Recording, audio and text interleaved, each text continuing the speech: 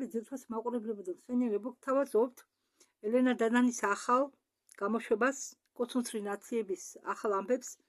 ეს არის რუსულენოვანი ვიდეო 19 ივნის ატვირთული, თუმე რამდენი ნომრით ალბათ ვიდეოში გავიგებთ.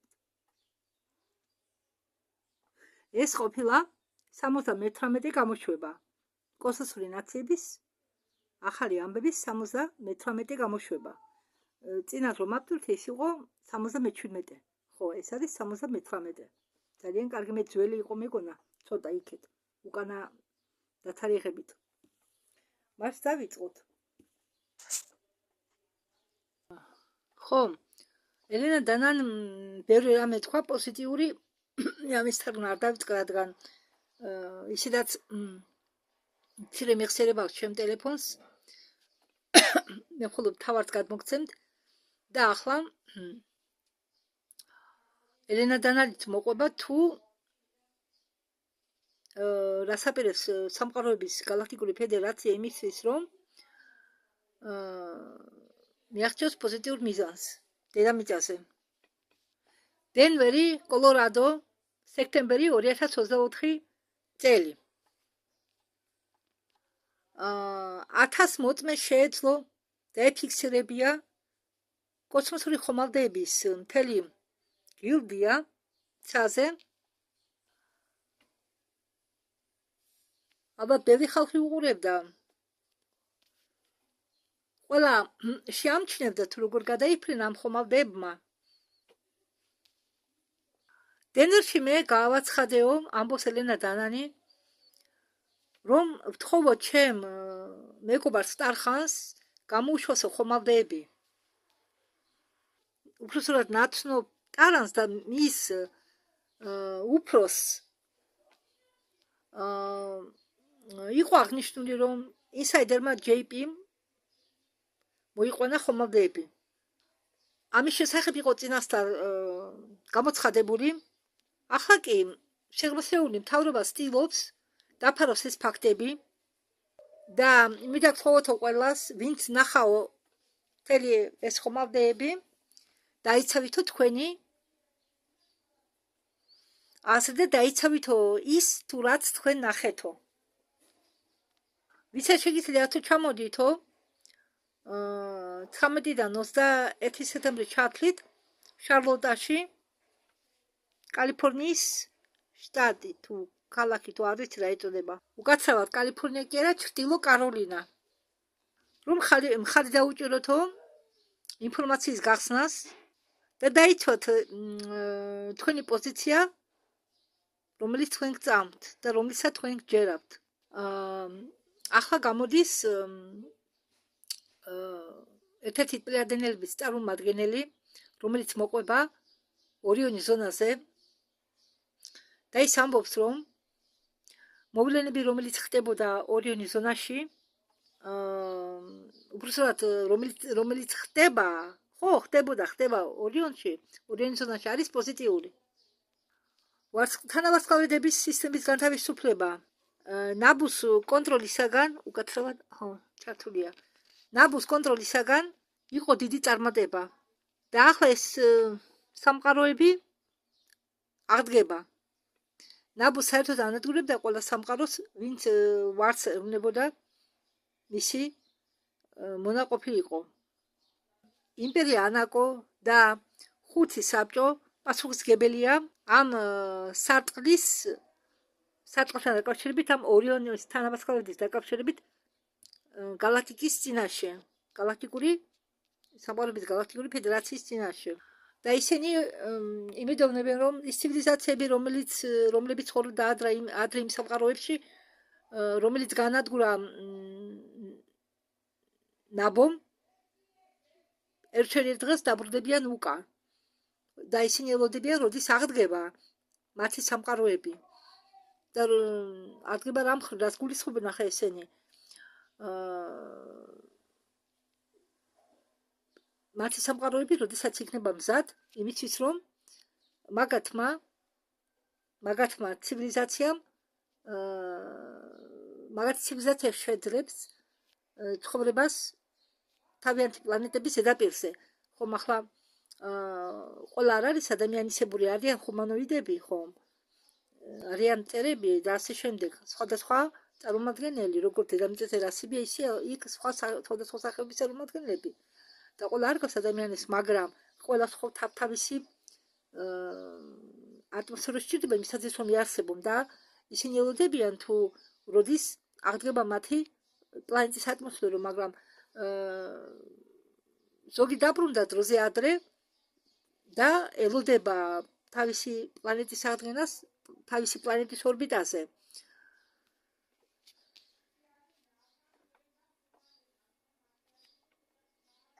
Самая темная империя, которую когда-либо знала эта галактика, положит начало новой эре цивилизации. Мы отправили сигнал в дальние уголки этой галактики, предлагая потомкам уничтоженных цивилизаций вернуться и заново заселить миры, которые мы начали возрождать. Скоро мы увидим, как прибудут ковчеги с новыми колонистами. Потомки этих народов снова заселят свои родные миры. მე მგონი წყულად ვლაპარაკობდი, ჩართული არ ყოფილა, ახლა ჩაირთო. ხო, და ჩვენ ველოდებითო თუ ერები როდის დასახდებიანო თავიანთ პლანეტებზეო. თავიანთი სამყაროების პლანეტებზეო. ნებუ, იმპერია ნებუ დიდი ხანია განადგურებულია, მაგრამ ჩვენ ვეძებთო მათი ხიბრილ ნარჩენებს, რომლებიც იმალებიანო სხვადასხვა დროის ჯიბეებში, რომლის მოდრნა ჯერ მიიგნება, ამ ჯიბეების მიგნება ჯერ ჩვენ ვერ შევძელითო. ახლა მიაღწიეთ თუ რას ნიშნავს ჯიბეები. არის დროის ჯიბეები, რომელიც იქნება სივრცეში, უბრალოდ ქმნიან წრები. ან ისინი ვისაც დამალვა უნდათ. რასაკვირველია, ადვილი არ არის ამ ჯიბეების ნახვა. ახლა კი მინდაო დაგელაპარაკოთო თუ რა ამბები ხდებაო ცენტურიონში. ცენტურიონში დედამიწის ალიანსის წარმომადგენლები ხდებიანო დელეგაციას ალფა ცენტურიონის სისტემიდან, რომ მოემზადონ იმისთვის, რასაც დედამიწელები უწოდებენ გლობალურ მიწიერ კონტაქტს. ანუ უცხოენთელთან პირველ კონტაქტს.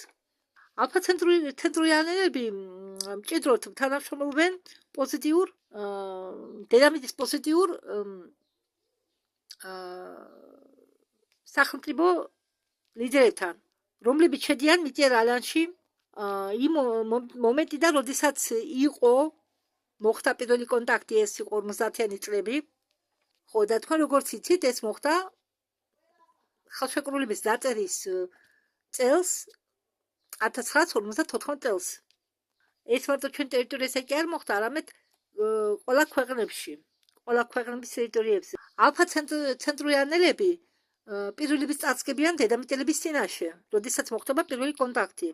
რადგან ალფა ცენტურიანელები გაბარიან დედამიწელებს და უკვე რამდენი ათეული წელიწადია ისინი თამაშობენ დედამიწელების მმართველებთან, ქვეყნების მმართველებთან და მათი ხარდაჭერით მოხდა დედამიწის ალიანსის შექმნა.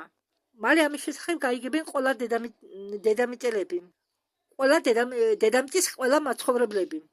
დედამიწის დიპლომატები ახლა იმყოფებიან საილონზე, სადაც ატარებენ შეხვედრებს ცენტურიანელებთან, საილონის საბჭოსთან და სამხედრო სტრუქტურების წარმომადგენლებთან.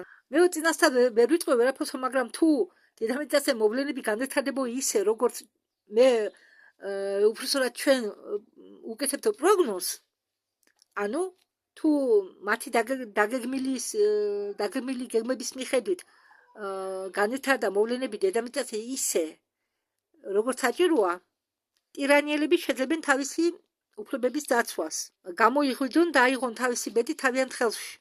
ეს უნდა მოხდეს შემდგომი 3 წლის განმავლობაში. ჩვენ გვაქვს ტექნოლოგიები, რომლებიც იძლევა საშუალებას იწინასწარმეტყველოს მოვლენების განვითარება 5 წლით ადრე, მაგრამ შედეგების განვითარებაში ყოველთვის შეიძლება ჩაერიო, შეცვალო ან გადადო მოვლენების სლელობა. ჩვენ გვაქვს ტექნოლოგიების ორი ტიპი. ერთი დაფუძნებულია გამოანგარიშებაზე, მეორე კი კვანტურ პროექციაზე, მომავლის ამოსაცნობად. ჩვენ ვუწოდებთ მას ხელსაწყოს დროის ხედვისა. მაპატიეთ. ეს მე თარგმნი პირდაპირ, მაგრამ და რუსულად წერდება რომ განლაგებული დაუშვათ, ხო?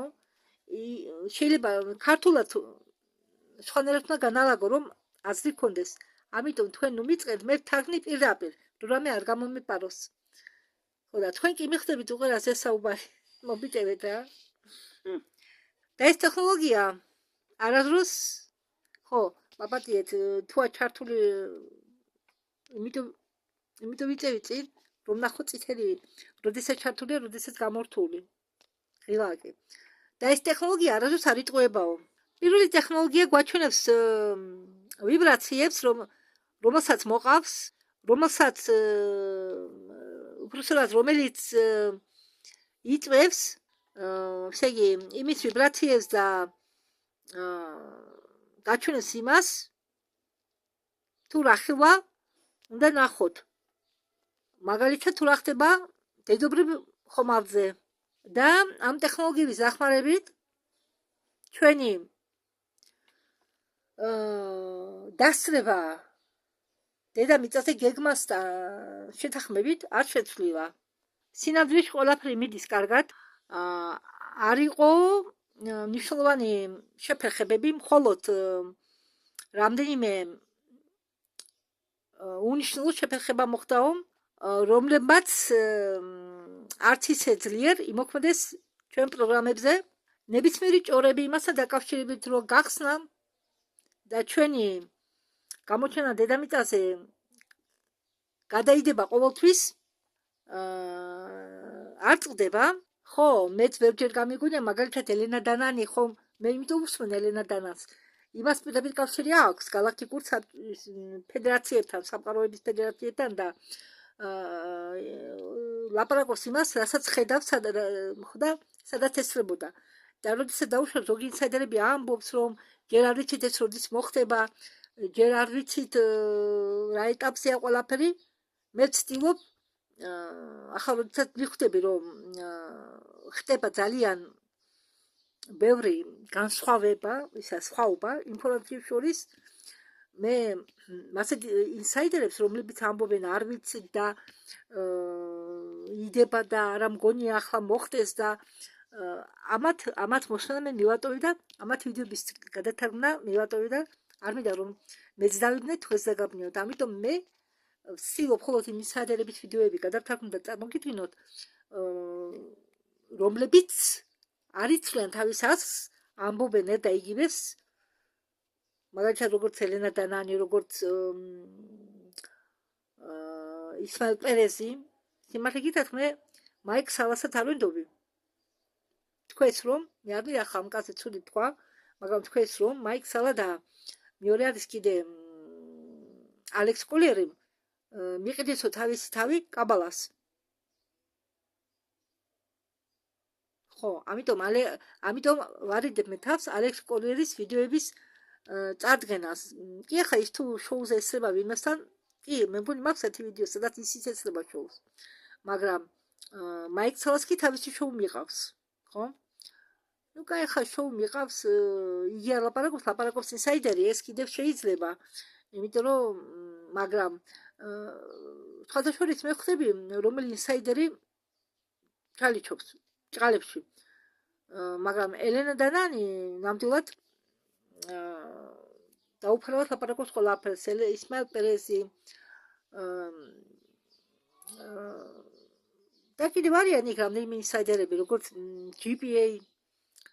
ამიტომ თქვენი საქმე რა საკურველია, თქვენ დაუჯერებთ ჩვენ ნათქვამს თუ არა, მაგრამ იცოდეთ რომ მე სულ ვცდილობ ისეთი ვიდეოები გადავთარგმნო და მივატოვე უკვე ძველი ვიდეოების გადათარგმნა, იმიტომ რომ რამდენი წელია გასული ძველი ვიდეოების ახლა გადათარგმნა და წარდგენა თქვენთან სისულელეა. უაზრობად მიმაჩნია უბრალოდ, იმიტომ რომ ბევრი რამ შეიცვალა. ისე რა არ ხედავთ, მე კიდევ მაქვს ბევრი პანდორას ისინი დაწერილი, მაგრამ თავს ვარით, რადგან ის ყველა დაძველებული. ისე რა ერთი თვით უკანდელი ინფორმაციაც არ მინდა გადმოგცეთ, გააჩნია თემას. თუ რამე საინტერესო თემა, მე იმას ვთანხმდი, თუ ერთი წლის აღტვირთულით რომ იყოს, 2 წლის აღტვირთულით, მე ხომ ყველა არ მაქვს იმ საშუალება ყველა ვიდეოებს უყურო და ყველა ვიდეოს თვალი ვადენო, ხო? ამიტომ მე სულ ვცდილობ ახლა-ახალი ინფორმაცია მოგაწოდოთ პირველ რიგში. ხო. პირველ რიგში, ამიტომ უმეტესწილად ვიდეოები, რომლის დავდები მე ბლავატსკაიას, ბორევის და მიშელ დემარკეს გადათარგმნილი წიგნების გარდა. ეს უკვე ეკუთვნის ლიტერატურას. ამიტომ იგი ასე ვთქვათ, იგი საჭიროა მე ამასაც და თან ჩავთე ასევე არხი მისტიკური ისტორიების სალენა ბუკოვასი, იმიტომ რომ იქ მინდა რომ ადამიანებმა შეეჩვიოს იმ მასალას, რომ დედამიწაზე ბევრი არსება ბინადრობს, დედამიწელები, რომელსაც ქვია ტყეში, ტბებზე, ზღვაში. ჩვენ რომ არ ხედავთ ეს იმას არ ნიშნავს, რომ ისინი არ არსებობენ. და გუშინ მოусმინე გუშინწინ მე ისტორიას, ალენა ულკოვას ახალ ისტორიას, საიდანაც გავიგე თურმე რომ გიგანტებიც არიან ხარკოვი არა, ხერსონის რაიონში.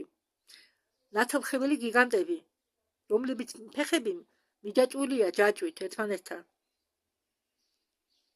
და რომ ნათელხეველები, შავის მაგიის და თეთრი მაგიის წარმომადგენლები, როდესაც პასუხს ეპყრობენ რამეზე მიდიან იქ იმ გიგანტთან. ყველა არ მიდის, მაგრამ სამაგიეროდ ის რაღაცას იღებს.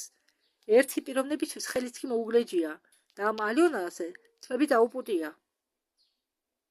ალიონა კიდევ კარგად გადარჩა და ის იმისთვის, რომ მოეძებნა თავისი მეგობრების ოჯახის კვლელი, რომელმაც ამოხოცა მთელი ოჯახი, 2 ბავშვით და ფეხძიმე ქალით.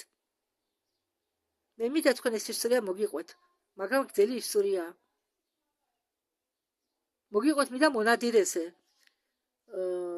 მონადირეობა ინტერესის გამო რა ისა მონადირეობას ინტერესის გამო რა შედეგამდე მიყავს. და როგორ იჯდებიან მონადირეები, რომლებიც ინტერესის გამო კლავენ ცხოველებს. არ ჭამენ, უბრალოდ ისე კლავენ.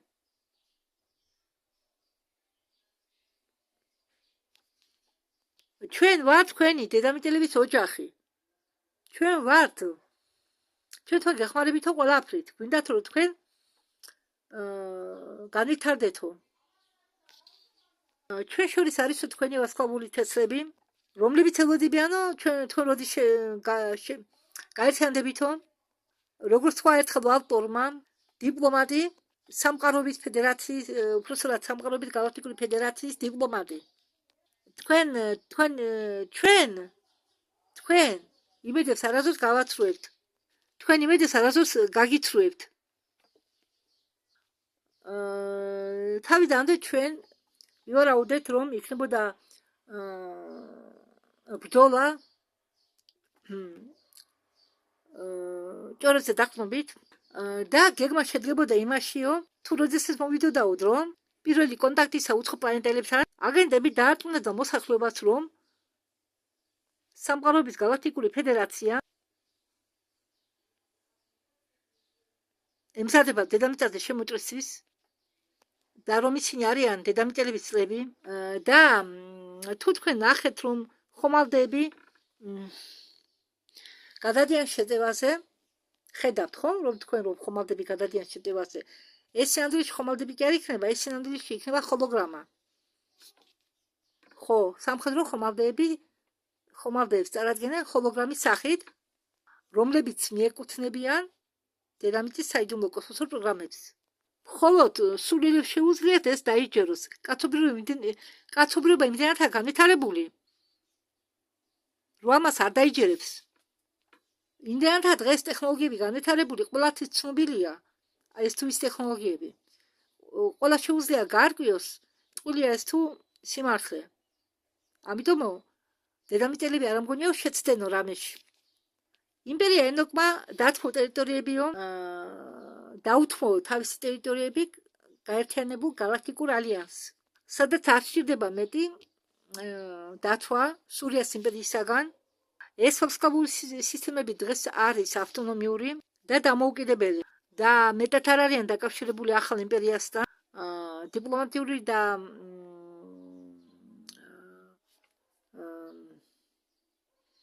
როგორ გითხართ, პოლიტიკური გადაწყვეტილების მიღებასთან დაკავშირებით galaktikურ მასშტაბში. დედამიწაზე, ამერიკაში ხდება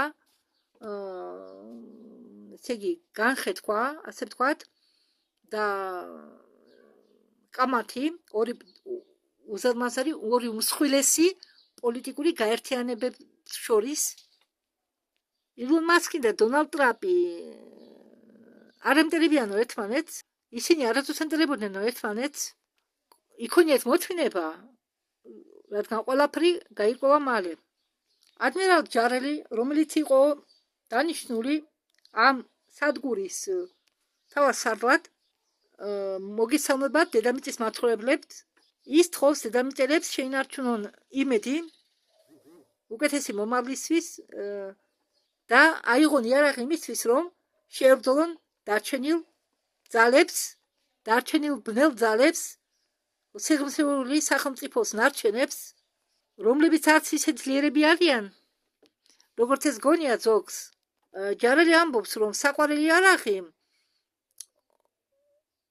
უკან დამხევი ჩრდილებისა შედგება იმაში, რომ დააბნელოს თქვენი ცნობიერება, თქვენი გონება, აგირიოთ გზა და თქვენი აზრები მიმართოს სულ სხვა მიმართულებით. თავად ცადარი, ტორხანი ერგენი და ჯუელი სამყაროების galaktikuri ფედერაციების სადგურიდან ორბიტა დედამიწაზე ახლა ისევ ლენა და ნანი გამოდის და ამბობს, რომ ანგელოზები არსებობენ, ისინი რომლებიც ეფირულ სამყაროებში, ესე იგი წრო სამყაროებში იცავენ ყველას, ყველა განზომილებაში და ჩვენ ფიზიკურ რეალობაში ძმებადადებმა სხვადასხვა სამყაროებიდან დატოვენ თავიანთი პლანეტები და მოვიდნენ დედამიწაზე, ჩამოფრინდნენ თუ კარიბჭეებით მოვიდნენ, თუ ტელეპორტაციით მოხვდნენ დედამიწაზე, არავინ იცის. დატოვენ მაგათმა თავისი პლანეტები, თავისი ოჯახები დატოვენ იმისთვის, რომ დედამიწელების გამო იბრძოლონ. ხო, მე ვეთანხმები ელენა დანანს და იმ თავარ სარდალს. მართალია, ჩვენი დედამიწა ჩვენ უნდა დავიცოთ ადამიანებმა, დედამიწელებმა. ჩვენ თუ არ დავიცავთ ჩვენი ტერიტორიები, ჩვენი დედამიწა, მით უმეტეს სხვამ ჩვენს მაგერად უნდა იბრძოლოს.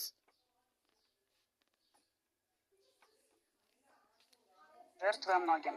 Работая с правительствами с 1950-х годов, чтобы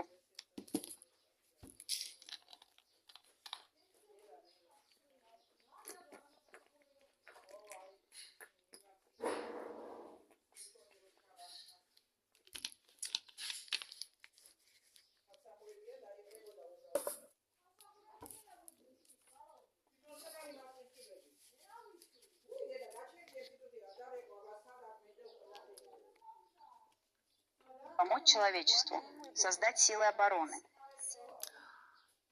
მაგათმა მეატოვეს ყველაფერი, რომ დაეხმარონ დედამიწელებს თავდაცვაში, თავდაცვის სისტემის გაძლიერებაში.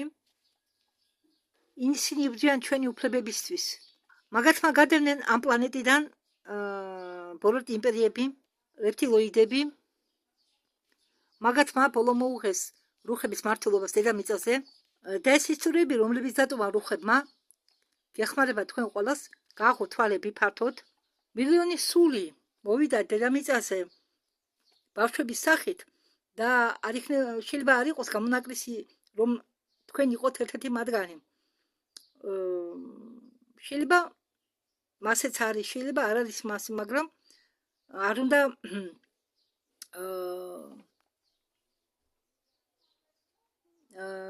როგორ ვთქვა,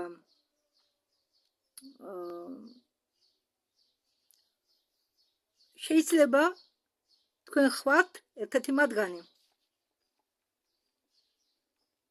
თქვენ შეიძლება უკვე ბავშვობაში შეამჩნიეთ, ან შეგექმნათ ისეთი შეგრძნება, რომ თქვენ გაქვთ რაღაც მისია, რომ თქვენ არ ახართ დედამიწაზე მოსული და თქვენ ეს მისია უნდა შეასრულოთ. და თქვენ თანდათანობით გამოგიჩნდებათ, უბრალოდ გაგიჩნდებათ პასუხისმგებლობა ამის ის მიმართ.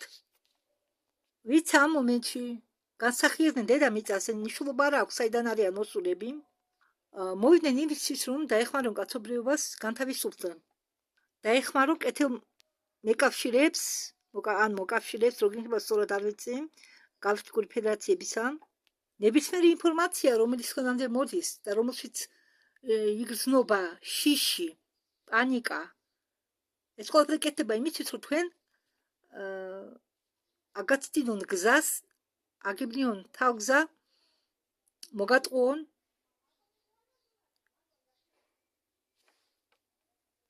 რასაკვირველია თქვენ გაქვთ რესურსები.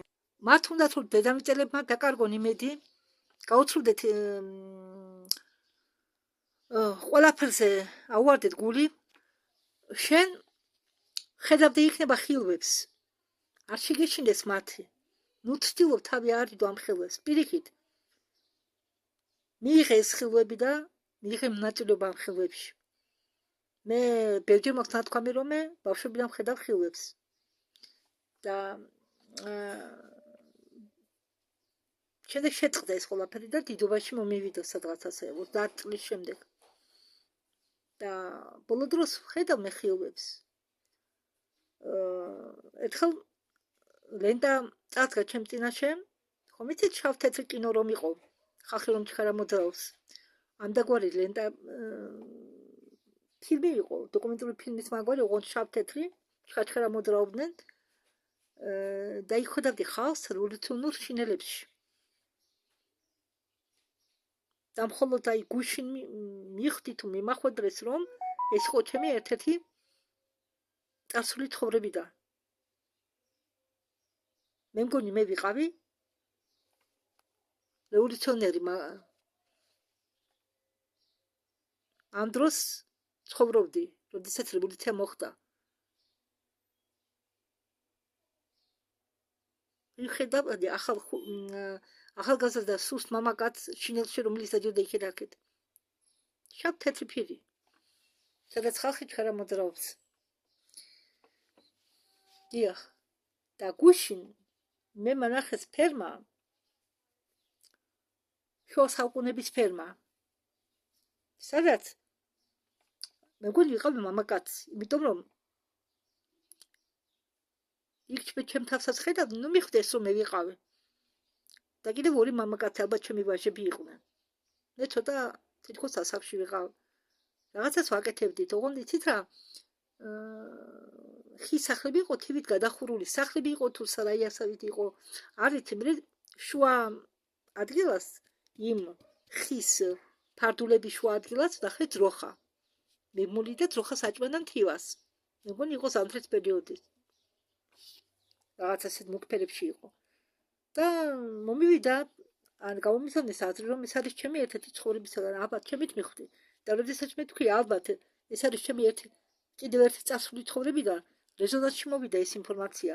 როდესაც ამ ინფორმაცია მოდის რეზონანსში, ესე იგი თქვენ გელაპარაკებიან და სწორი ინფორმაცია მოდის თქვენამდე. თქვენ ამას იგრძნობთ. დიახ. ელენა დანანი ამბობს, გაიგებთო ხმებს. ეს ამას მხოლოდ ელენა დანანი არ ამბობს, ამას ბევრი ამბობს, ბევრი კონტაქტორი და მე ხმები დიდი ხანია მესმის. საუბარი. მაგრამ რაც მესმის, მე არასდროს კითხულობ, მართლა თქვენ თქვით ეს თუ მომესმა. იმიტომ რომ ვერ გამიგებდნენ, არ მომბობდი ამას. ბევრი რომ შეიძლება მე მართლა ბევრამის მართლა არ ლაპარაკობდნენ, მაგრამ დიალოგების სახით რაღაცა ყოველთვის მესმის. ისე როდესაც წევარ და ძილში შევდივარ, მესმის საუბრები, ნაცნობი ხმები, როგორ საუბრობენ, დიალოგები. ზოგჯერ უცნობი ხმების დიალოგები მესმის. ზოგჯერ მაგალითად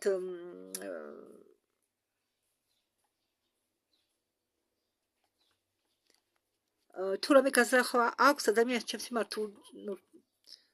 ცუდი, ერთი-სამი ადამიანის გაზრახვა კი მოვიდა ჩემამდე, გამაგები ეს. არა, მე არ ვიცი, მე ვერ დავამტკიცებ, ამას ვერც უარყოფ ამას, მაგრამ მაინც გაფრთხილების ნიშნად მივიღე ეს. ალბათ იტყვით როგორ არ გეშინიაო. მე მივიჩვი ამას ყველაფერს. შევეგუე. და ელენა დანანი გვართხილებს ჩვენ ყველას რომ როდესაც ყველაფერი თქვენ დაგეწყებათ ეს ჩვენი რიგი არ არის. ჩვენი რიგი სულ სხვა რაღაცაა. ეს თქვენ სპეციალურად ეწყობით, სპეციალურად რომ მიიღოთ კონტაქტი ამა თუ იმ სულიერ პირთან, ანუ თუ პანელთან, მაგრამ მე მინდა დავამატო ბევრი იმისი კონტაქტორის ნათქვამი რომ მაღალ განზომილებიდან ჩვენ არავინ დაგვიკავშირდება, იმიტომ რომ ჩვენ გვაქვს ჩვენი ვიბრაციები, ჩვენ მხოლოდ ისინი დაგვიკავშირდებია, ვინც ჩვენი ვიბრაციები, ვისაც ჩვენი ვიბრაციები სადღაც შეუძლია. მაგალითად, მაღალ ვიბრაციული წარმომადგენლებს, როგორც პლეიადები, არტურიებიდან და ასე შემდეგ, მათ შეუძლიათ დაიწიონ ჩვენ ვიბრაციამდე. მაგრამ ჩვენ მათ ვიბრაციამდე ვერ ავალთ. იგენი გვეხმარებიან და მათზე მეტი უფრო მაღლა, ვინც არის ვიბრაციის წარმომადგენელი. მაგათთან ჩვენ კონტაქტი ჯერ ვერ გექნება. იმიტომ რომ ჩვენ უფრო უნდა ჯერ უნდა გადავიდეთ მეხუთე განზომილებაში. ხო ხედა რა თქვეს? თუ ერთი პარტია გადავა მეოთხეში და მეორე პარტია მეხუთეში, მათ ვინც მეხუთე განზომილებაში გადავიდა, მათ ისინი შეძლებენ მეოთხე განზომილებაში სტუმრობას, მაგრამ ჩვენ კი არა, ისინი ვინც მეოთხე განზომილებაში გადავა მეხუთე განზომილებას ვერ ესტუმრებიან. აი ამდაგვარი რაღაც ხდება. დარჩენილი გიზროს შენში სახდება არსი, რომლის დახმარებით ხებულობ ინფორმაციას. ჩაატარე მედიტაციები. შენ გულს მოუძებნე სიმშვიდე. თუ ამის გაკეთება სახლში არ შეგიძლია, გადი ქუჩაში. იცით რა, როდესაც ამბობენ მედიტაცია გაიარეთო, არა სავალდებულო ჩაშდე ლოტოსის ფორმაში, ან სადმე ბუნებაში გახვიდე, კი სასურველია ბუნებაში გახვიდე. მაგრამ თქვენ როდესაც განმარტოვდებით, განმარტოვება თუდრის მედიტაციას. თუ რასაკვირველებ იმენ ხელი არ შეგიშალოთ. თქვენ თავთან რომ დარჩეთ მარტო, უბრალოდ რომ დაფიქრდეთ, თქვენ თავში შეიხედოთ, ჩაფიქრდეთ, კითხვები დაუსვათ თქვენ საკუთარ თავს, კითხვები დაუსვათ სამყაროს. სამყარო თქვენ გონიათ რომ თქვენი არავის ესმით, თქვენ ფიქრებსაც კი ხედავენ. დიახ, თქვენი ფიქრები ფორმიანია.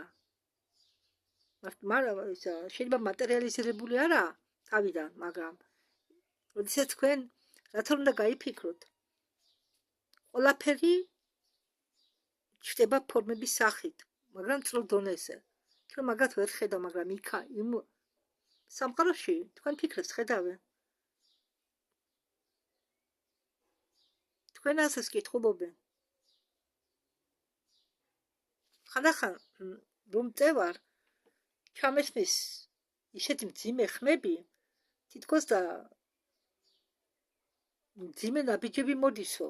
ვიღაც მოდის მაპატიეთ მძიმე ნაბიჯებით და ან ურახუნეს რაღაცა თითქოს უტყამსო რაღაცას. ან ნაბიჯები. ეს თურმე, როდესაც ტელეპათიის მეშვეობით, ტელეპათიის დახმარებით ცდილობს შევიდეს უკითხავად ვინმეს თავში, რომ ამოიკითხოს მისი აზრები. ზოგს არ გამოსცის ეს ტაქტიკურად. და დათვივით დაბაჯბაჯობენ თქვენს თავში. აი ზუსტად ასეთი შეგრძნება მქონდა მე, მაქვს უბრალოდ ხშირად. ვიღაცა შემოდის ტელეპათიურად ჩემ თავში, ცდილობს გაარკვიოს. არ ვიცი რის გარკვევას ცდილობს. მე ტერორისტი არა ვარ, მე არაფერი არა ვარ. აი თქვენ ახლა გაგიცინებათ. ბევრს ეცინება ვისაც ვეუბნები. რაღაცებს. არ ჯერათ ჩემი. შენ შეგიძლია თუ შენ დედამიწის თესლი ხარ, თუ შენ დედამიწის სული ხარ, შეგიძლია შენ წინაპრებს დაუკავშირდე და ელაპარაკო. და თუ შენ გაგიმართლა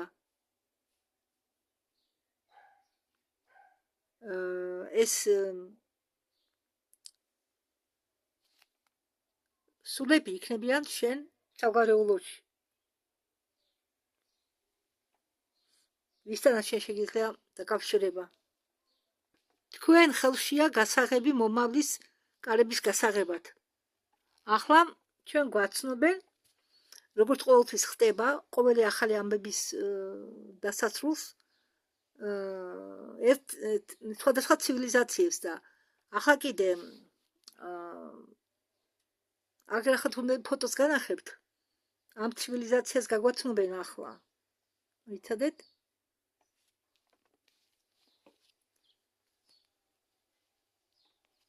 ხედავთ ხომ?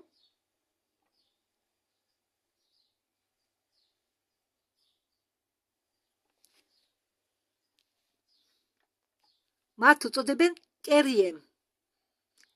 კერიემელები არიან ხალხი, რომლებაც მიაღწიეს ევოლუციის მაღალ დონეს. კიდევ განახეთ ახლა მე მათ თქვენ. ვერ განახებთ, იმიტომ რომ სხვა გამოსახულება ჩართეს. ისევ გამოჩნდა. განახეთ ახლა.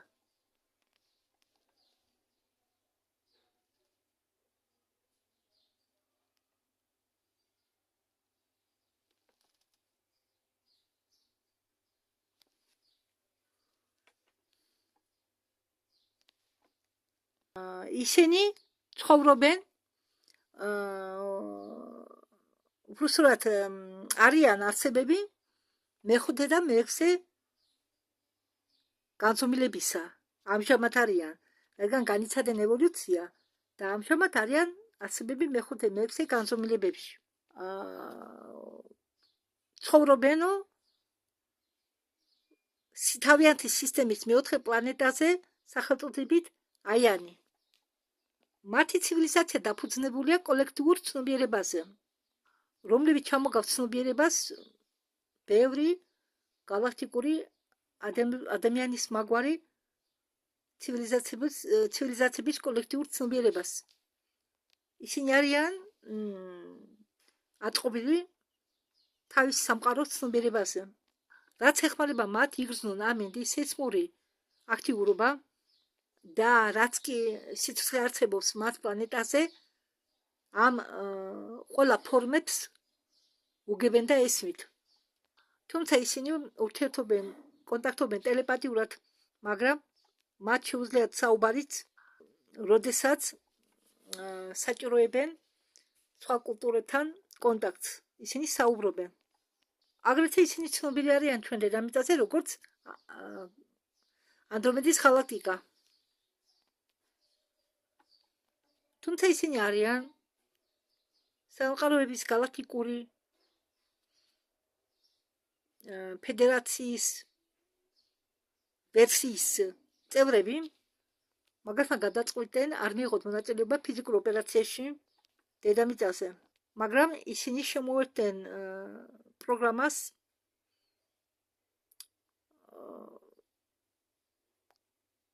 დედამიწაზე გამოგზავნილი წარმომადგენლების სახით და ხუთი საბჭოს დახმარებით, მეშვეობით და ანდრომედის საბჭოს მეშვეობით ბევრი მათგანი განსახიერდა დედამიწაზე იმისთვის, რომ მიიღოთ მონაწილეობა უდიდეს გამოხუძებაში დედამიწელებისა, უდიდესი ტეგერანული ომების პერიოდში galaktikis განთავისუფლებისთვის მათი ცნობიერების მაღალი დონე იყო საფუძველი ამ პროგრამებში.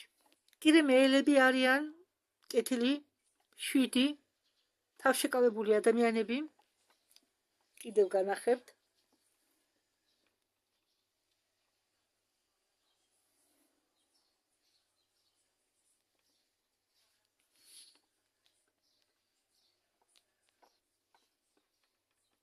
კიდევ ერთი წარმომადგენელი.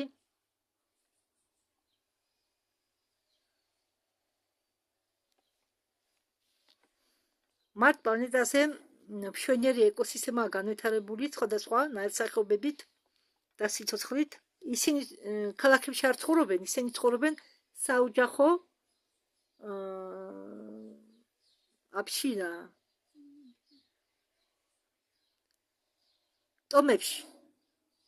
საოჯახო ტომებად არიან, საოჯახო ტომებად ცხოვრობენ დიდ დასახლებებში, სადაც წევრები ცხოვრობენ ერთ შენობაში. ეს არის მათი სახლები, სადაც ისინი ცხოვრობენ. დააკვირდით, თუ ჩანს კარგად არ ვიცი, მე ვერ ხედავ კარგად, მაგრამ თქვენ ხომ ხედავთ.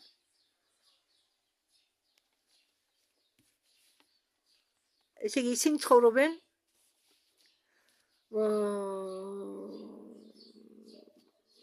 ჩამოკიდულ ჰაერში, ფრინავ ჩამოკიდულ კაფსულებში. გეგონება რომ დაცურავს ეს კაფსულები. კირიმელები არსებობდნენ მცენარეულობის დახმარებით და ისინი მოიპოვებდნენ აგრეთვე მინერალებს. მოდით ამ ნოტაზე დავამთავროთ ჩვენი ვიდეო. აქ შევჩერდეთ. აქ ცოტა დარჩენილი, მაგრამ არ ღირს უკვე. ყველაფერი საინტერესო რაც იყო გითხარით. დროებით.